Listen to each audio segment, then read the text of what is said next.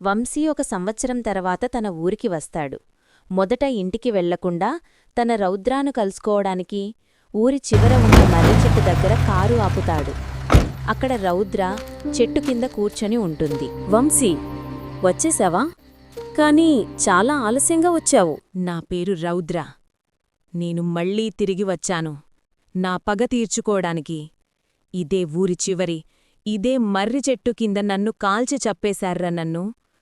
9 నెలల నిండు గర్భిణి అన్నీ చూడకుండా ఇంకా ఈ నేలపైన అడుగు పెట్టాక ముందు నా పాపని నన్ను బ్రతుకుండగాయే నన్ను కార్చేశార్రా. ఈ ఊరిలో ఎవర్నీ విడిచిపెట్టేదే లేదు. దానికి నీ సహాయం కావాలి వంశీ. రౌద్ర అనే అమ్మాయి. ఊరిలో అందరూ రౌద్రని పెంచుతారు. రౌద్ర కూడా ఎవరు ఏ పని చెప్పినా కాదనకుండా చేస్తుంది. రౌద్ర ఆ ఊరి జమీందారు అబ్బాయి వంశీని ప్రేమించుకుంటుంది.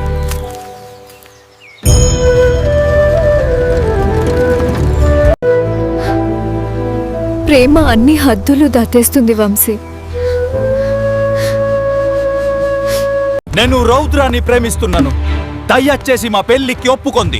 పెళ్లి జరగదు. సరే, ఇంటిని వదిలి వెళ్ళిపోతాను. సిటీలో భగసేత్ అయ్యాక రౌద్రాన్ని పెళ్లి చేసుకుంటాను. నేను తల్లి అవ్వబోతున్నాను అని రౌద్ర వంశీకి చెబుతుంది. వంశీ సిటీకి వెళ్లి బాగా సెట్ అయిన తర్వాత నిన్ను పెళ్లి చేసుకుంటాను, నాకోసం ఎదురుచూడు, మన పాపతో పాటు అని చెప్పి వెళ్ళిపోతాడు. రౌద్రం మంచిది కాదురా. మా ఇంట్లో పాలేరు తను తంత్రమంత్రాలు చేయటం చూశాడు.